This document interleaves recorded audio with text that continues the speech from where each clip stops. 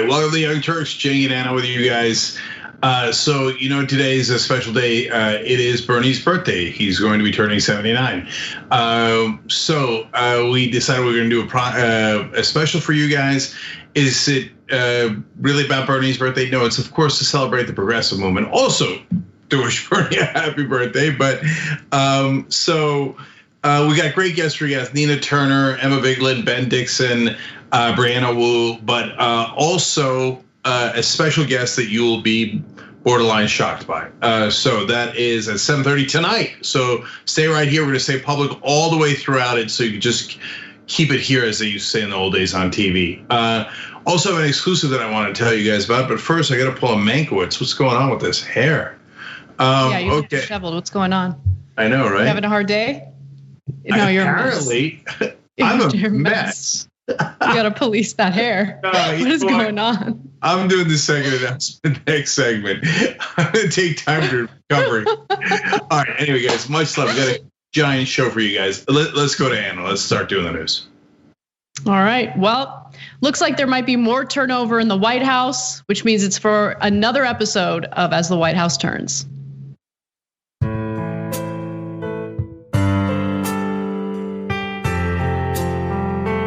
Some very big mistakes. I asked for his resignation. I'm disappointed in the Attorney General.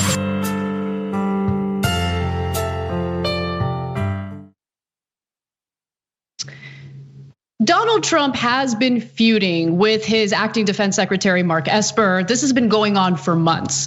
But now that Trump has made some pretty bad decisions that have backfired in the form of bipartisan criticism, he's decided to throw Esper under the bus and blame him for news of the administration attempting to defund Stars and Stripes. That's the military newspaper that we learned the Trump administration wanted to defund just last week. There was an outcry after that, and now Trump is changing his tune while also throwing someone who works for him, who he does not like, under a bus. That is my interpretation of this story. Let me give you the details. You guys can judge for yourselves.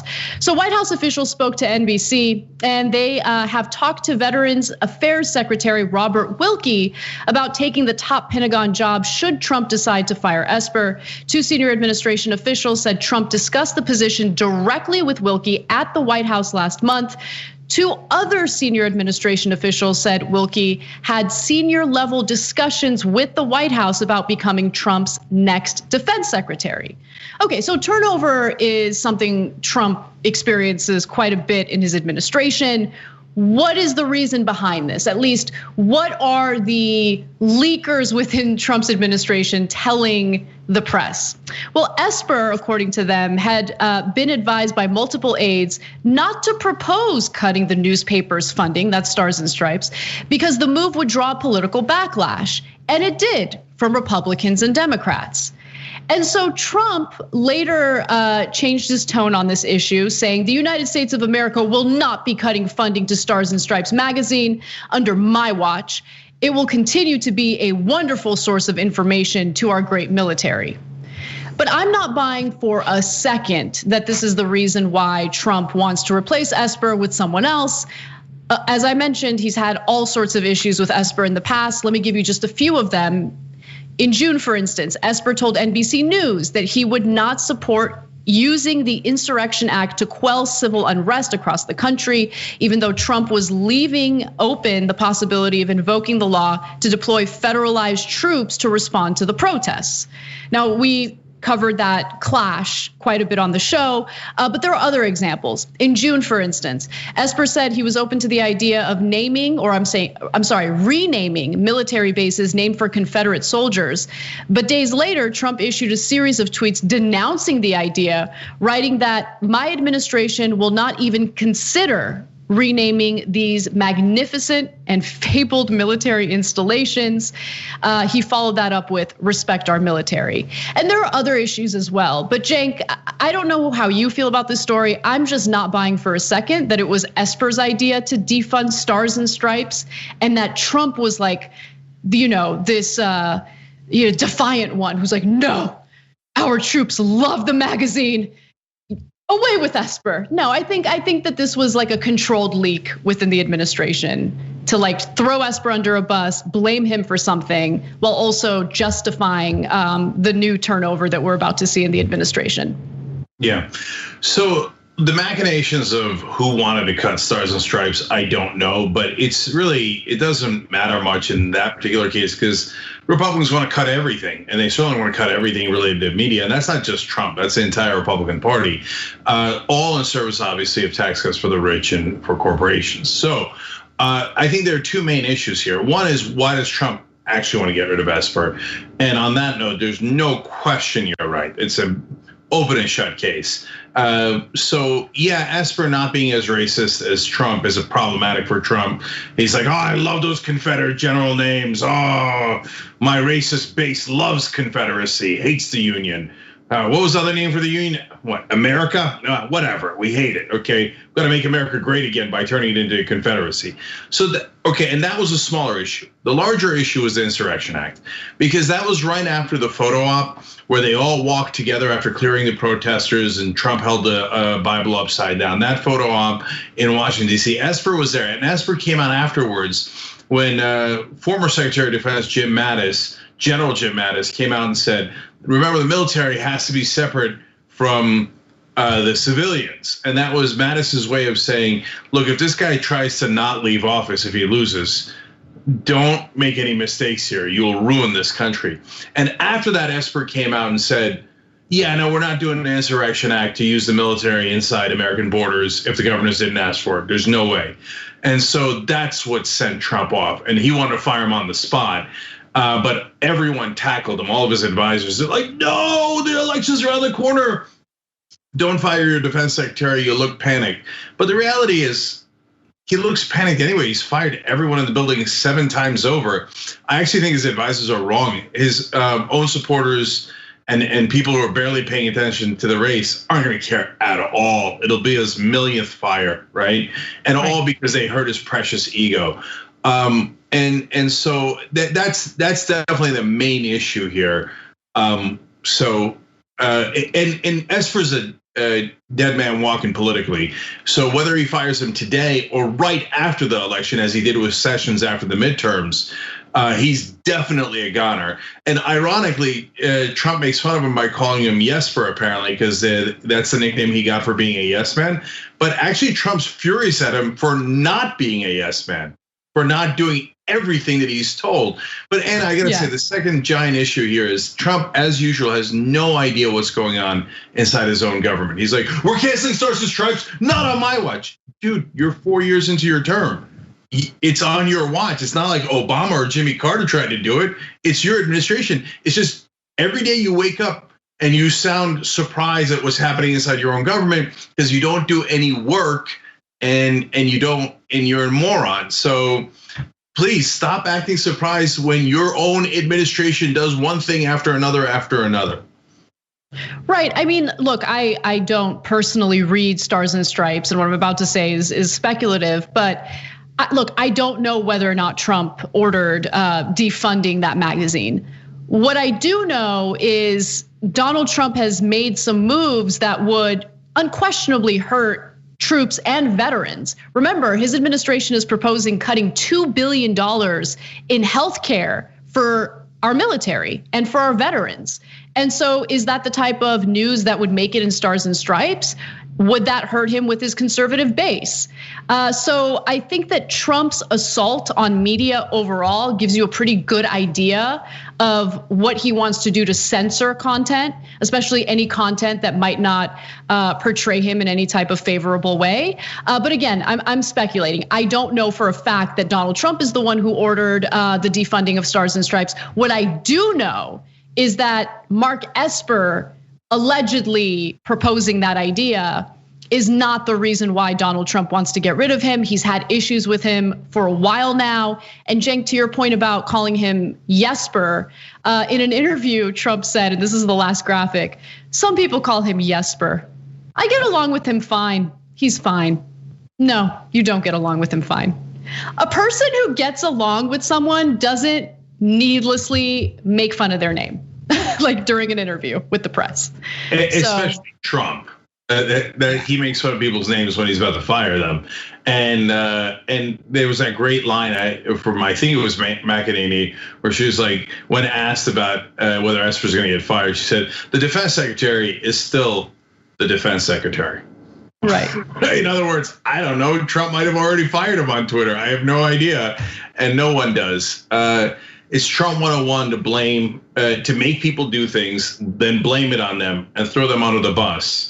And the idea that he would be loyal to anyone, including his voters, is hilarious. He thinks loyalty is for suckers. Yeah.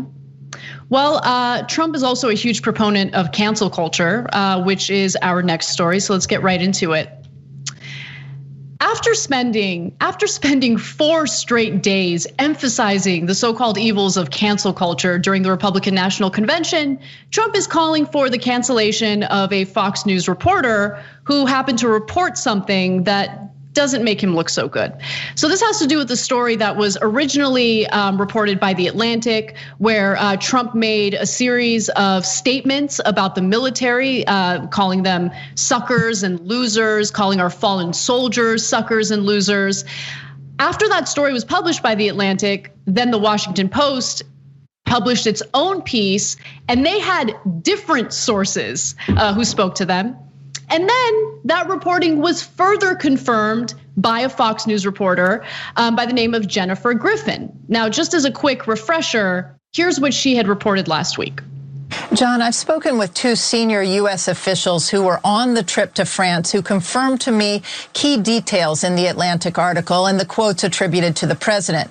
My source, a former Trump administration official, told me when the president spoke about the Vietnam War, he said it was a stupid war. Anyone who went was a sucker. The president would say about American veterans, what's in it for them? They don't make any money. The source said it was a character flaw of the president. He could not understand why someone would die for their country.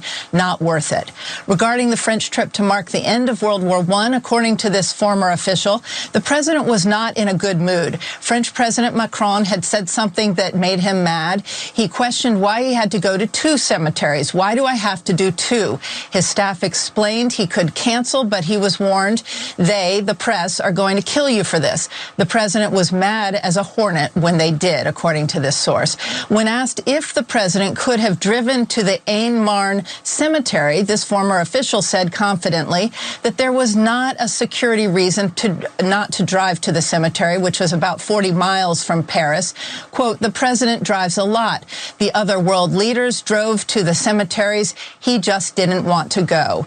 Regarding the president's July 4th military parade planning, during a planning session at the White House after seeing the Bastille Day parade in 2017, President Trump said regarding the inclusion of wounded guys, quote, that's not a good look. Americans don't like that. Regarding Senator McCain, the president, according to this source, just hated John McCain. He always asked, why do you see him as a hero? 2 sources confirmed the president did not want the flags lowered after McCain died, but others in the White House ordered them at half-mast. There was a standoff, and then the president relented. So Trump didn't like that. And as a result, he called for the firing of Jennifer Griffin in the form of a tweet. Let me read you the relevant part of that tweet where he says, Griffin should be fired for this kind of reporting. Never even called us for comment. Fox News is gone. I did check this morning and Fox News, in fact, is not gone. It is still on the air, and Donald Trump loves cancel culture, probably more than any public figure I've ever seen. Yeah, so if you go further right wing than Fox News, you're gonna get into OANN territory where it's just conspiracy theories and QAnon nonsense. And so Fox News has the right wing audience locked up. But now there is a house divided there. And so this is the phenomenon that others are not telling you about. And to me, it's super obvious what's happening. Roger Ailes has passed. He no longer controls Fox News. He used to control it with a hammer and with overwhelming sexual assault. And he was a gross, odious character. And there was nothing he wouldn't sink to, and everyone in the building knew it. So you didn't cross Roger Ailes, otherwise he would destroy you, whether you didn't sleep with him or you said something he wasn't in favor of on air. And so now without him there, there's just normal executives running it. And so some of them are trying to run it as a news organization. Ailes would have laughed and laughed. He's like, no, you schmucks. The whole point was to do propaganda for Republicans and Neanderthals. It's not to do news. We put news in the title to trick people, you morons. Why do you think we called it fair and balanced when we loaded it up with O'Reilly and Hannity and all those others? Now, people forgot what Ailes was trying to do. So some of them still remain the old guard, Hannity and Tucker Carlson and Laura Ingraham, et cetera, and they're still trying to do propaganda. Meanwhile, you got other people who are caught in between, like Brett Baer is like, well, I don't think we should cancel Griffin, should we? That's a reporter. I'm a reporter, kind of. And you got Chris Wallace, et cetera. And then you have a couple of real reporters there. So they've lost their bearings. They were built to do propaganda. So when Griffin, if Roger Ailes was still running Fox News, guaranteed Griffin either would not have been allowed to say that on air, or she actually would have been fired. Yeah, that's an interesting theory. I also think that the conservatives on Fox News represent an old-timey type of conservative, right? Right now, the Republican Party has been overtaken by QAnon conspiracy theorists, people who don't care about evidence, don't care about logic, are not rational in any way. And I do think that people who work at Fox, I'm not saying every single host, Hannity certainly loves Trump, but I think the majority of right-wingers who work at Fox despise Trump and are horrified with Trump. And so every once in a while, we do see them taking some justified jabs at Trump, and they pay the consequence with Trump's wrath, with his supporters going after them. But I do give Jennifer Griffin a lot of credit, because Trump has been directing all of his supporters to start harassing her. He's calling for her to get fired. Luckily, Brett Baer did stand up and call out Trump for his hypocrisy on all of this, including the notion of cancel culture. So let's take a quick look at that. Have you ever heard the president use any of that language about veterans dead or alive?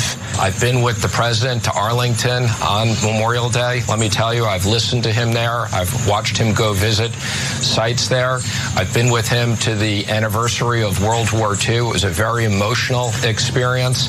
So no, quite the contrary. I think this president has enormous respect for the military. Well, the president also says he's against the cancel culture. But do you think it's right for him to call for the firing of a reporter who has unnamed sources who confirm parts of that story? Right, I really don't know anything about that, so it's just not something I can comment on. Okay, well, he's tweeted about it, and obviously he says that he wants a reporter who happens to work here at Fox fired. I've been busy on economic issues, to be honest with you. I focus on a lot of things, and as I said, on the military, I've always heard him to be 150% supportive. I'm just not aware of the issues that you're talking about. I like that Mnuchin likes to confuse working on the economy with robbing the American people of their resources and paying myself and my buddies. But anyway, that's beside the point. Yeah, Donald Trump is a hypocrite. Of course he loves cancel culture. He's been in favor of cancel culture from the second he started campaigning. He's been advocating for all sorts of punishment toward reporters who don't just simply spew out pro-Trump propaganda. This is just another example of it. And by the way, Griffin 100% stands by her reporting and said that 2 of her sources are actually were top-level Trump administration officials. So obviously these are sources who spoke to her anonymously, obviously not anonymous to her, but they did not want their names to be revealed because we're dealing with an incredibly dangerous political climate. We're seeing it play out in the streets right now. So on one hand, I can understand why they would want to remain anonymous. On the other hand, I would have preferred for them to go on the record as well with their names.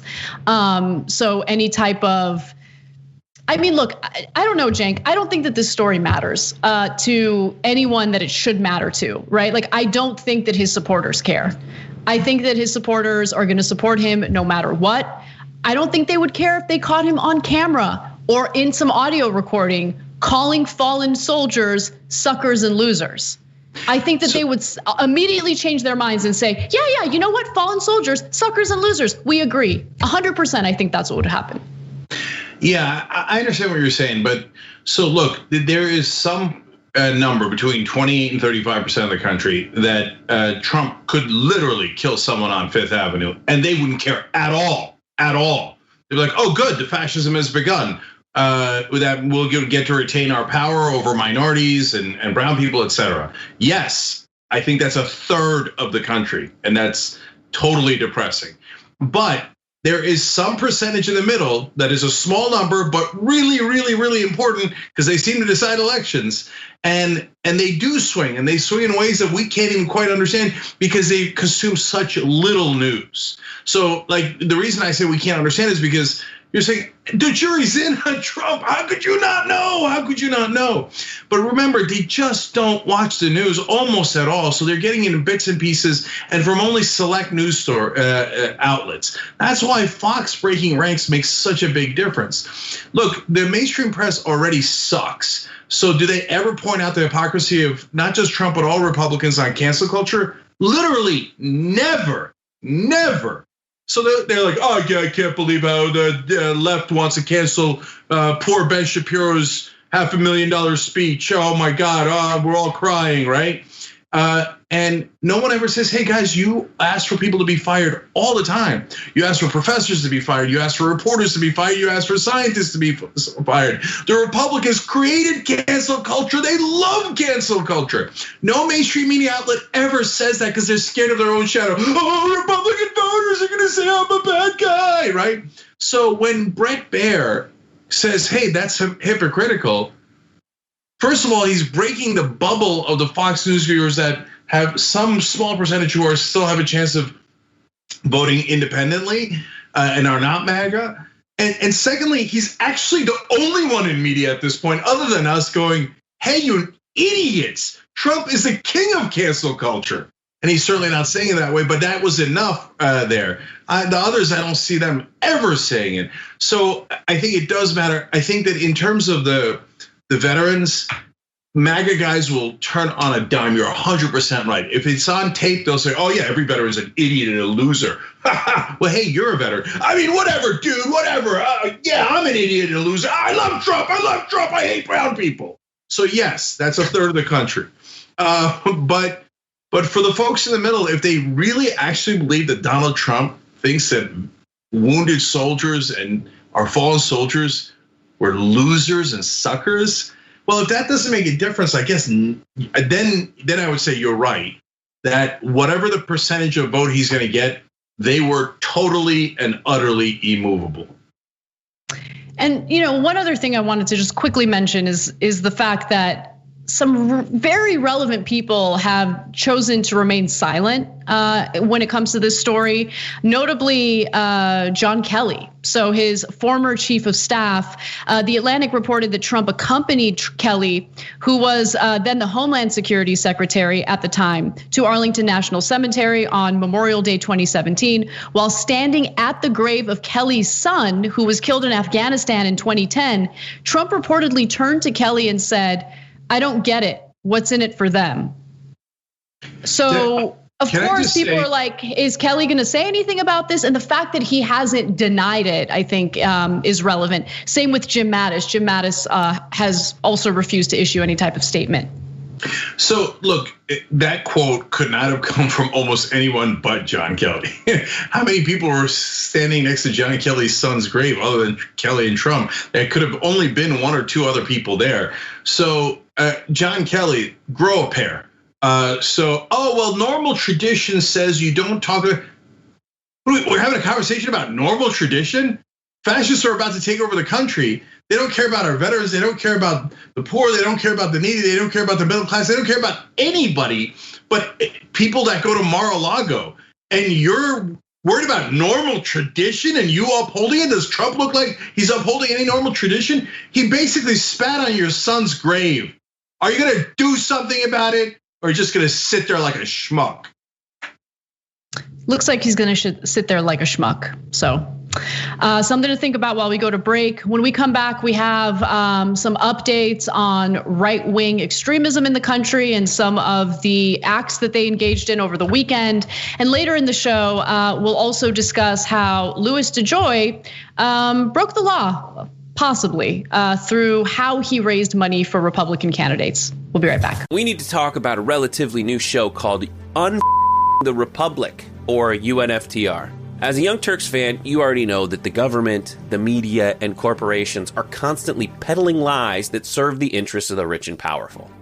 But now there's a podcast dedicated to unraveling those lies, debunking the conventional wisdom. In each episode of On the Republic, or UNFTR, the host delves into a different historical episode or topic that's generally misunderstood or purposely obfuscated by the so-called powers that be, featuring in-depth research, razor-sharp commentary, and just the right amount of vulgarity. The UNFTR podcast takes a sledgehammer to what you thought you knew about some of the nation's most sacred historical cows. But don't just take my word for it. The New York Times described UNFTR as consistently compelling and educational, aiming to challenge conventional wisdom and upend the historical narratives that were taught in school. For as the great philosopher Yoda once put it, you must unlearn what you have learned. And that's true whether you're in Jedi training or you're uprooting and exposing all the propaganda and disinformation you've been fed over the course of your lifetime. So search for UNFTR in your podcast app today and get ready to get informed, angered, and entertained all at the same time.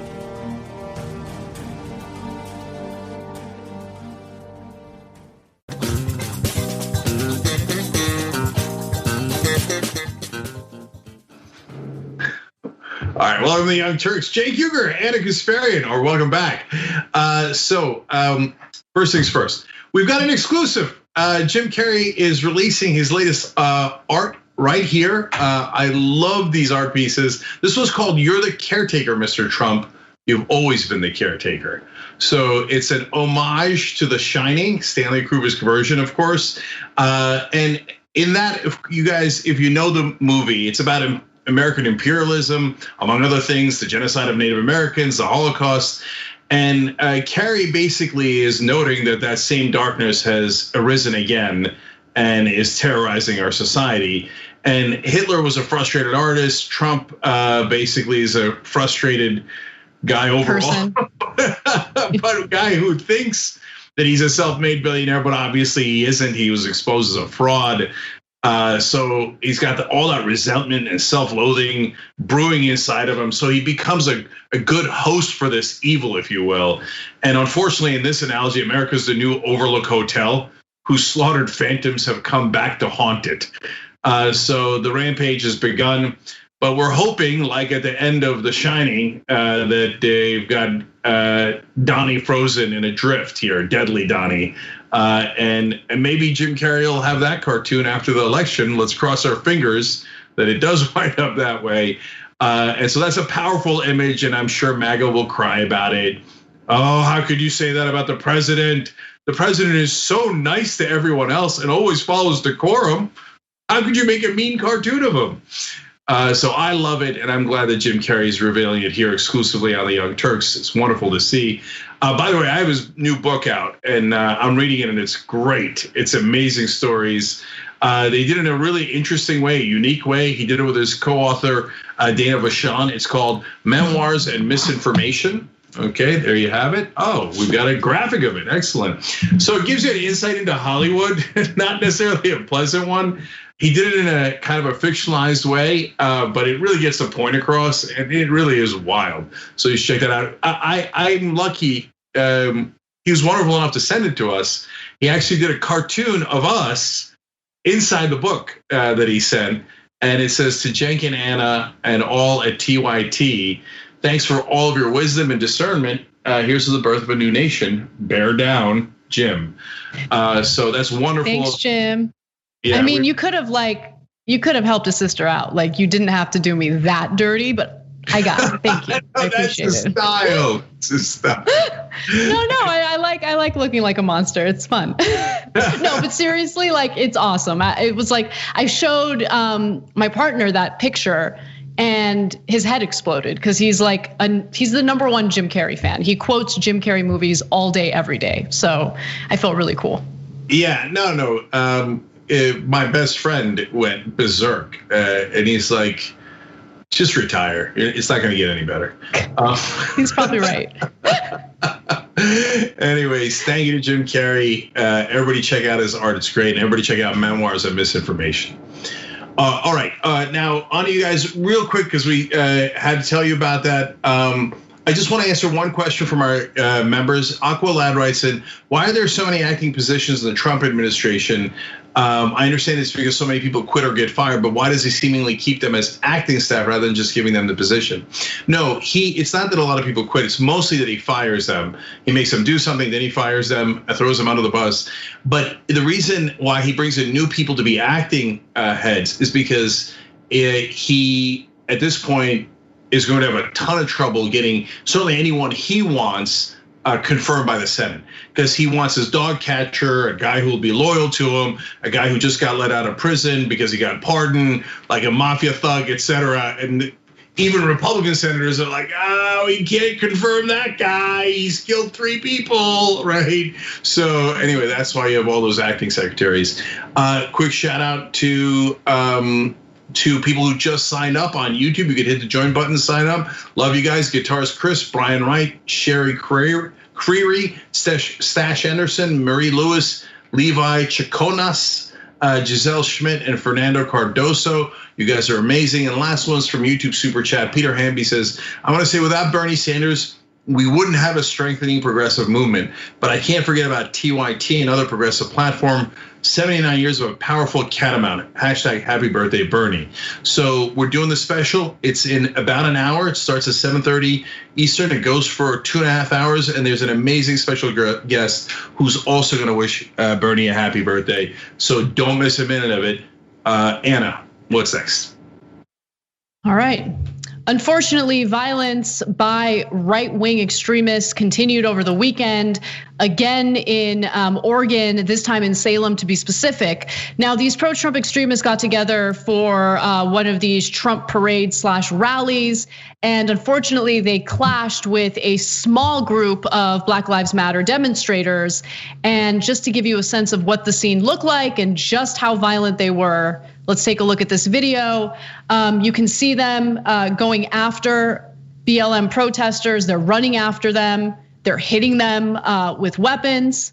You see one man fall to the ground as he's being punched repeatedly by I believe a member of Proud Boys to be specific, Proud Boys. And so, yeah, this is a common scene now where you'll see the right wing serve as the aggressors. After punching him several times, after he's on the ground, they pepper spray him.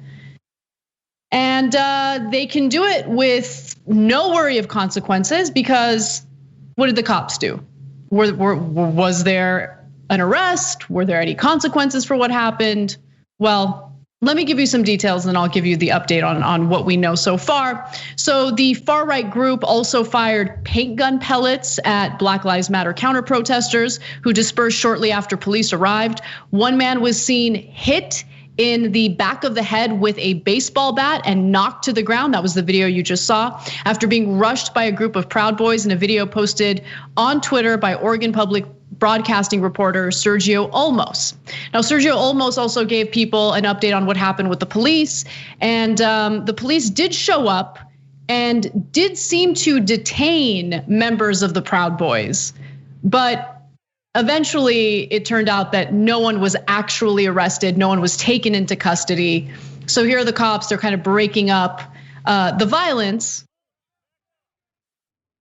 And you can see in the video that they're standing there, they're talking to police. It looks like they're about to be detained and put in custody. But afterwards, police did have a chat with the arrested suspects and ultimately decided to let them go. Yeah. So there's another element to this story, but Cenk, jump in. Yeah. No, they look like they're best friends. And later, you see a video of one of those guys released and hugging it out with his fellow Proud Boys. In other words, green light, guys. We could, yeah, there they are. Yep. See, released, no problem at all. Basically, cops gave us a green light. Go be fascist vigilantes and assault left-wing protesters. No consequences at all. And at one point in that video, in the second video, it sounds like one of the Proud Boys goes, "Hey, don't worry, we're the good guys," to the cops. Now, are they actually good guys? No, you saw the video. They assaulted people, one with a bat, and the other one, pummeling a guy. The third guy being pushed down. That's when the cops saw it. The cops saw it with their own eyes. Now, imagine a bunch of black guys bum rush a white guy in front of the cops. They'd be lucky to walk out alive. You think the cops are gonna sweet talk them later and just release them on their own, volition? No way, no one believes that. If you're a MAGA guy, you're laughing because we'll lock up the black people and the cops are actually on our side. You know that, everybody knows that, right? So it's sick, it's gross. No, this is exactly what fascism looks like. So they do a protest, or we do a protest, and they just come in and now start. Kyle Rittenhouse killed people. These guys are assaulting people brazenly. No consequences for these guys at all. It's grotesque. And if people aren't arrested and brought in and charged on this, every cop involved should be fired, and their manager and their manager's manager should definitely be fired. Well, they won't, and they won't get fired for refusing to arrest people. In fact, I mean, just to juxtapose what we just saw and the lack of consequences for the violence that we just experienced in that video, just consider how many protesters, not just in Portland, but throughout the country, were arrested simply for demonstrating past curfew, not engaging in any type of violence, not engaging in any type of property destruction, nothing. They're just out past curfew demonstrating, and there were mass arrests in Washington, D.C. So Donald Trump could go do his ridiculous photo op where he was holding a Bible upside down. As you guys know, there was a curfew, but the curfew hadn't been implemented yet, and there were already mass arrests 20 minutes before curfew. People were rounded up.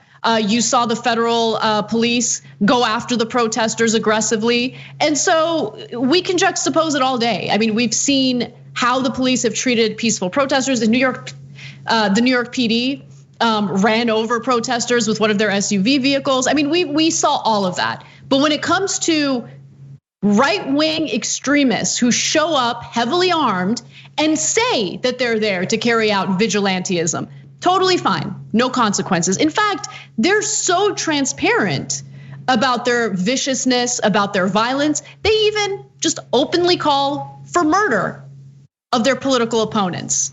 And so here is a member of the same group, the Proud Boys, arguing that, Democrats should be murdered openly with a microphone. Take a look. In your own state, and then we have said, this LGBT agenda, pedophilia is next, and they told us we were crazy. They told us we were homophobic. But the God's honest truth is, this pedophilia agenda is being normalized. It is being pushed forward. And I'm a God-fearing man, but I think these Democratic leaders who allow this to happen need to be shot dead in the street. So this is again in Salem, Oregon, and he's calling for the murder of Democratic leadership, and he's weaponizing pedophilia and child sex trafficking as a justification for calling for murder. So this is taken over the Republican electorate. Unfortunately, the whole QAnon conspiracy theory has snowballed into something far greater. It means different things to different people, but at the heart of QAnon is this notion that people in positions of power, specifically Democrats, are in cahoots on child sex trafficking, and Trump is trying to defeat them. He's trying to do something about it. So that's the underlying issue, and it's become illustrative of what many Republican voters believe and are fueled by. it's devastating to see this happen, because at this point, you're not even dealing with people who have any interest in evidence or in a rational debate or discussion, right? They believe crazy things, and there's really no way to convince them otherwise. And so, yeah, it's dangerous, and no one's doing anything about it. Like, the cops are like, oh yeah, have at it, have fun. Go ahead and abuse people out in the streets, and it's totally fine. Yeah, if a Muslim American called for the killing of Republican politicians, there's not a single person in the country who doesn't think they wouldn't be arrested immediately, rounded up, and there'd be right now conversations on Fox News about how he shouldn't have any rights. He should be stripped of all of his constitutional rights. That's literally what Lindsey Graham and Republicans pushed for even before Trump was elected. So, but right-wingers can threaten to kill anyone and they get away with it. Why? Because, and a lot of you, some on the left and certainly in minority groups, will say that we're late to the party and we were naive, and maybe so. But it turns out giant chunks of our police are fascists. And so they totally allow the fascism to happen. They don't enforce the rule of law at all. They do it selectively. If you're on the left or if you're black, they're gonna arrest you even before there's any violations. If you're on the right and you assault people right in front of their eyes, they don't care. They're gonna let you go. If you murder people and you got an automatic weapon on you, they're gonna let you stroll up to their car and treat you like a buddy. That like they did with Kyle Rittenhouse. If you call for the murder of Democratic politicians, they're not gonna bother taking any action. And this is in Oregon, a blue state. So, I mean, if we don't change the culture of policing, at some point, some fascist who's smarter than Trump is gonna come in and use them to crush us all. So guys, think about it. This is the most important part. If Trump wins re-election, I'm gonna guarantee you that this is what happens. It is already happening. The Democratic Party is, historically weak, the weakest party that anybody has ever seen. And so they'll get steamrolled in a second, and there literally actually isn't much for them to do. So what'll happen is they'll send more vigilantes to assault us and murder us, and they'll be above the law. And eventually the left will fight back, right? And because the cops, they see, oh, the cops are letting him kill us. The cops are letting them beat us up. And the cops are helping them and participating in it. Okay, then I'm gonna bring a weapon. Because the country got over 300 million guns. You think the left wing doesn't have guns? Of course they have guns. I don't want them to bring it. I think that's a terrible idea. But eventually they're gonna bring it. And eventually, if Trump wins the election, I'm not joking, it's not hyperbole, there will be mass shootouts in the streets. And then do you think that the law enforcement will then act appropriately? Hell no. They will only arrest the left wingers and put them in Guantanamo. They'll arrest all the political opponents. They'll arrest anyone who's ever known anyone associated with the people doing violence on the left, and they'll let the right wingers go, and boom, we're a fascist country. It's not hyperbole. It's happening right in front of your eyes right now. If Trump wins and they get another 4 years of this country is over. When we come back from the break, I'll share the story of how Louis DeJoy might have broken federal and state laws and how he fundraised for Republican candidates. We'll be right back. At TYT, we frequently talk about all the ways that big tech companies are taking control of our online lives, constantly monitoring us and storing and selling our data. But that doesn't mean we have to let them. It's possible to stay anonymous online and hide your data from the prying eyes of big tech. And one of the best ways is with ExpressVPN. ExpressVPN hides your IP address, making your activity more difficult to trace and sell to advertisers. ExpressVPN also encrypts 100% of your network data to protect you from eavesdroppers and cyber criminals. And it's also easy to install. A single mouse click protects all your devices. But listen, guys, this is important. ExpressVPN is rated #1 by CNET and Wired magazine. So take back control of your life online and secure your data with a top VPN solution available, ExpressVPN. And if you go to expressvpn.com/TYT, you can get 3 extra months for free with this exclusive link just for TYT fans. That's expressvpn.com/TYT. Check it out today.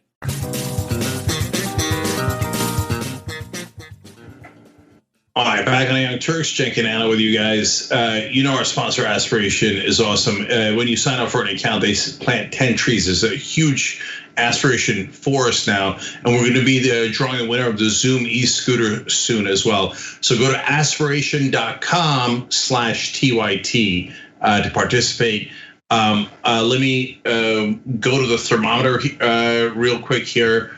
TYT.com/go. We haven't gotten a thermometer in a while. So this is, among other things, so we can compete with the right-wing message machine. The billionaires fund them to the tune of tens of millions of dollars every year. You guys are what we have. So TYT.com/go. It's at 33,000 now. Let's see if we can get it to. I mean, we got a special today too. I mean, I'd love to get it to 40,000. That'd be great. Thank you guys. In the Ethernet writes in, I see Proud Boys cruising around my town in their trucks. Feels like things are about to pop. It's unsettling, and they're being encouraged and empowered in a way that allows them to do the dirty work for the government and the cops. Trump and his supporters love it. It's scary. Yeah, that's how the brown shirts worked in Nazi Germany. That's always how it works. They get the vigilantes to do it, and they say, "Oh, I didn't do it," and it's basically them sanctioning. Mary Lewis just signed up on YouTube. Obi Mom Kenobi just gifted her 557th sub to our channel on Twitch. It's amazing. Hottie Meter gifted 5 subs to our viewers. We love you guys for it. And I'm just gonna by the way, Michael Adante says, I'm grabbing the book here. Will there be an ebook version of the original Young Turk? I'm not sure, but you can get it right now at shoptyt.com. My dad's book. There should be an audio version too. Anyway, you'll love it. It's great stories. Get it at shoptyt.com. All right, what's next? All right. Postmaster General Louis DeJoy is being investigated because it's now alleged that he was involved in a fundraising scheme that broke not only state laws, but also federal campaign finance laws. Now, the Washington Post looked into this story and gave us the details. Let me now share those details with you. According to 5 people who worked for DeJoy's former business, New Breed Logistics, which has a super strange name, they say that they were urged by DeJoy's aides or by the chief executive himself to write checks and attend fundraisers at his 15,000 square foot gated mansion beside a Greensboro, North Carolina country club. There, events for Republicans running for the White House and Congress routinely fetched $100,000 or more apiece. 2 other employees familiar with New Breed's financial and payroll systems said DeJoy would instruct that bonus payments to staffers be boosted to help defray the cost of their contributions, an arrangement that would be unlawful. So as we know, there are still some laws that limit the amount of money that can be spent on political candidates.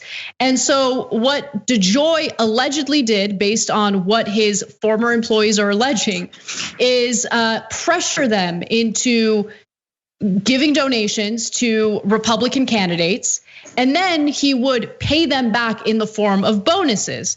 Now, there are some people who actually went on the record to share information about this. David Young is one of them. He was actually the head of HR when he was working for New Breed, and he worked for DeJoy for quite a long time, from the late 1990s to 2013. Here's a direct quote from Young. He says, Lewis was a national fundraiser for the Republican Party. He asked employees for money. We gave him the money, and then he reciprocated by giving us big bonuses. When we got our when we got our bonuses, let's just say they were bigger. They exceeded expectations, and that covered the tax and everything else. Right now, you can't do this. You can't pressure people, including your own employees, to make donations and then pay them back later through the form of bonuses or increased pay. This not only breaks election laws in North Carolina, it also breaks federal campaign finance laws. But there is a statute of limitations when it comes to the federal law, no statute of limitations when it comes to the state law in North Carolina. Okay, so it appears that there's no question he did it. That's the head of human resources. If anybody would know, the head of human resources would know. Yeah, we give the money and then he gives it back to us in bonuses. End of discussion. He should already be arrested. Look, I give time for the investigators to do their own investigation, obviously confirm what the Washington Post has written, talk to these folks, etc. But this is a crime that Republicans have been arrested for before. That's how serious it is. Dinesh D'Souza went to jail for this. Right. And so you can't have straw men giving money on your behalf to avoid legal limits on campaign donations. There's actually a million ways to get around those legal limits, but apparently DeJoy was too lazy to do that. So he set up these straw men to do it. They have all these different sources inside the company saying it. But now, if you're still not convinced, let me give you some facts that the Washington Post uncovered and make it crystal clear. So in the time that DeJoy was doing this at his company, between 2000 and 2014, his employees happened to give over $1 million to Republican politicians. How much did they give to Democrats at the same time? Because look, any company of Republicans, Democrats, so did they only give 500,000? Wow, that'd be a giant disparity. That'd be 2 to 1. Did they only give 250,000, 4 to 1? No, they gave $700 to Democrats in that same time. Okay, you say maybe it's just a company riddled with Republicans. Okay, so DeJoy supports Giuliani's presidential campaign. He was probably the only one to do so. This was about 8 years ago now. And Giuliani's campaign was miserable. It didn't finish better than 5th anywhere.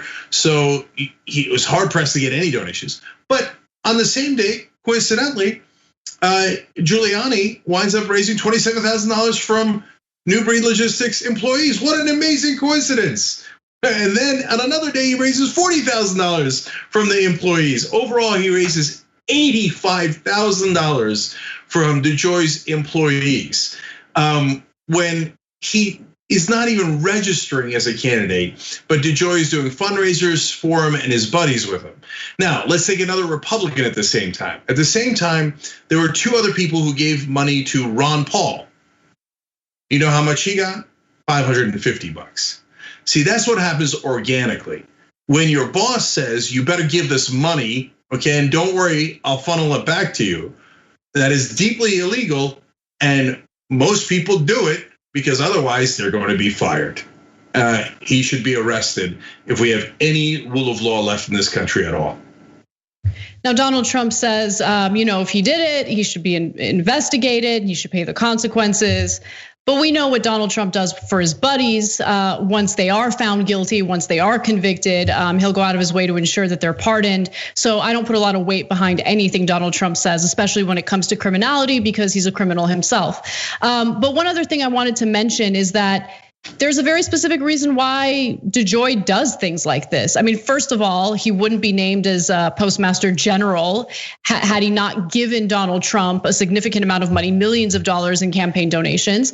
Also, he's gotten favors in the past. As DeJoy's profile as a Republican bundler grew, his wife won presidential and gubernatorial appointments, first as an ambassador to Estonia in 2004, then as head of North Carolina's Health and Human Services Agency in 2013. This kind of stuff pays off, and Trump appointed her to be ambassador to Canada.